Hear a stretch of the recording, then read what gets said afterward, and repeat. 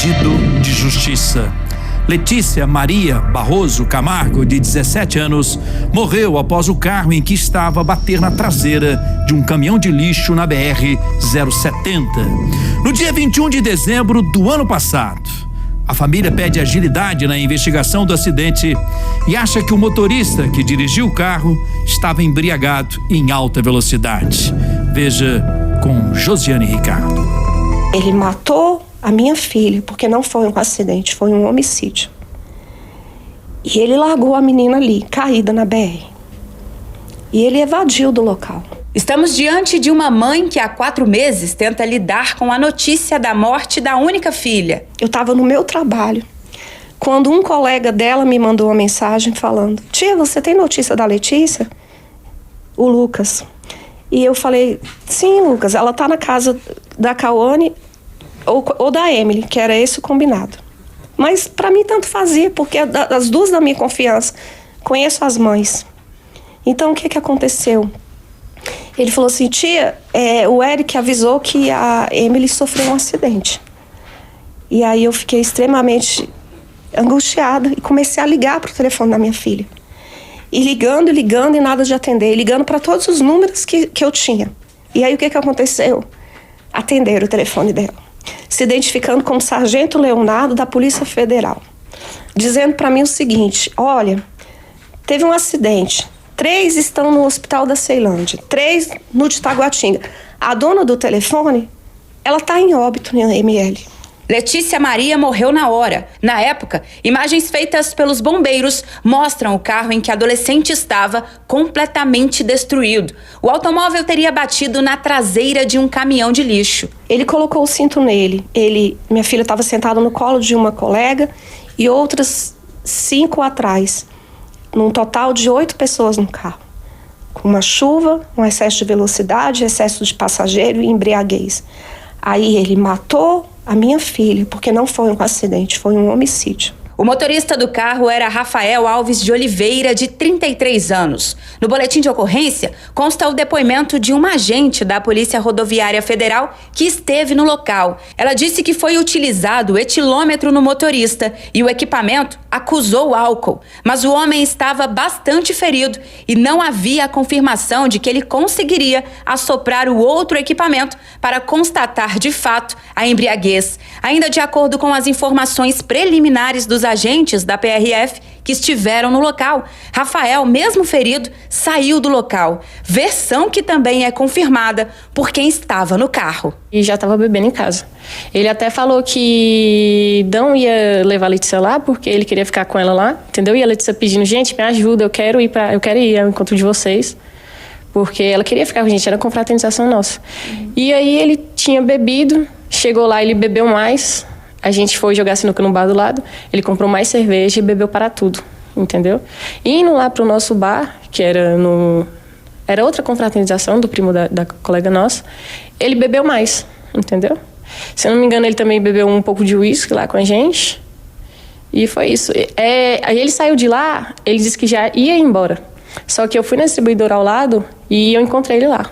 Ele estava lá bebendo mais Heineken e conversando com o pessoal lá também. A Cauane relembra o acidente e diz que chovia muito no momento da batida. Ali nas curvas, ele acelerava ainda mais, sabe?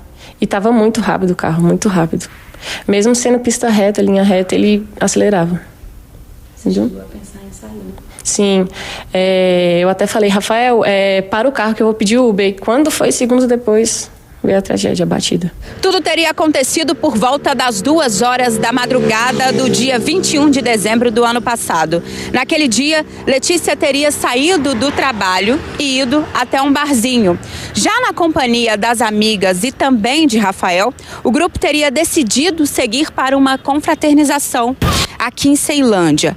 Na volta, aqui nessa pista, na altura da BR-070, sentido Brasília, o carro em que estavam todos esses passageiros teria batido em um caminhão. Letícia não saiu escondido, Letícia saiu com a minha autorização. As baldeações no trajeto, no caminho, que foram feitas, sim, fugiram do meu conhecimento. Porque vamos passar em tal lugar e de lá a gente vai para outro lugar, e isso o condutor estava bebendo.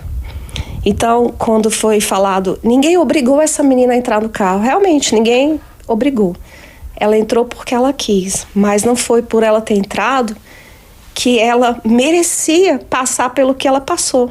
Ela teve uma vida ceifada, ela ficou jogada na BR-070 e ele evadiu. Minha filha ficou caída no chão. O motorista envolvido no acidente e Letícia eram colegas de trabalho. Rafael, vendedor de carros. Ela, menor aprendiz da mesma rede de concessionárias. Segundo testemunhas, a relação dos dois era de amizade. Eu confiava demais nesse rapaz, no Rafael. Porque o Rafael, ele se apresentou para mim como sendo um pai de família. Ele se apresentou como sendo uma pessoa responsável, que cuidava, que zelava, que estava ali preocupado com a minha filha e ainda oferecia isso. Olha, eu te ligo se precisar, se Letícia atrasar, se tiver alguma informação, eu sou pai também e eu confiei. Depois da morte da garota, a mãe de Letícia teve acesso ao conteúdo do celular dela. Um vídeo gravado 2 semanas antes da tragédia mostra Rafael supostamente apostando racha com um colega. Letícia teria gravado tudo.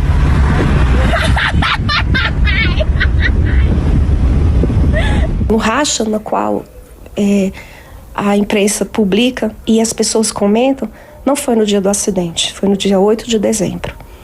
E sim, minha filha estava muito deslumbrada, porque como uma menina de 17 anos, gostava de adrenalina, de velocidade, de saber que o vento estava batendo ali no cabelo dela. Ela não imaginava que ela ia pagar com a vida dela. Esses outros registros foram feitos horas antes do acidente. Quando ela se vestiu comportadamente, porque não tá certo não. O inquérito da Polícia Civil apura as causas do acidente. Tivemos acesso à conta do bar em que Rafael estava com as meninas pouco antes de bater o carro. Ele teria pagado pelo menos 15 cervejas. Em nota, o delegado adjunto da 24ª Delegacia informa que a investigação aguarda o laudo pericial e, por este motivo, ainda não se manifestará. Ele não foi ouvido. E aí eu ouvi a seguinte questão: para ser um homicídio doloso, nós temos que fazer com cautela. Ok, eu não questiono o procedimento da polícia. Agora, ele, após 4 meses, a vida dele continua. E se ele beber e ele colocar uma outra Letícia no carro dele? As 6 sobreviventes da tragédia escaparam, mas ficaram com diversas sequelas. E todo dia é como se fosse o primeiro dia do acidente, entendeu? Todo dia é uma luta diferente. Às vezes eu tô ali no meu quarto, eu começo a chorar, porque, assim, é difícil. Foi a primeira vez que eu vi aquela cena, né? É a primeira vez que eu me acidentei assim de carro. Eu nunca vi uma pessoa assim tão próxima de mim falecer daquele jeito, sabe? Foi bem difícil. Até hoje é difícil. Eu acho que essa dor nunca vai passar. Pela nossa produção, tentamos contato com Rafael. No texto, ele se limitou a dizer que os fatos não ocorreram na forma como estão sendo publicados na imprensa. Cadê a carteira dele? Eu gostaria que a justiça me respondesse. Pelas infrações gravíssimas, excessos de passageiro, embriaguez ao volante, evadiu do local. Ele está com o direito de dirigir ainda? Também entramos em contato com a concessionária em que Rafael trabalha. A empresa diz que o vendedor envolvido no acidente está com um contrato de trabalho suspenso em razão de afastamento junto ao INSS desde o ocorrido. Para entender o que ainda pode acontecer no curso do processo, conversamos com um advogado criminalista. O assumir o risco pode ser diversas situações. Na situação específica, o que a gente consegue enxergar é que ele assumiu o risco por transportar um carro com muitas pessoas além daquilo que é permitido em lei.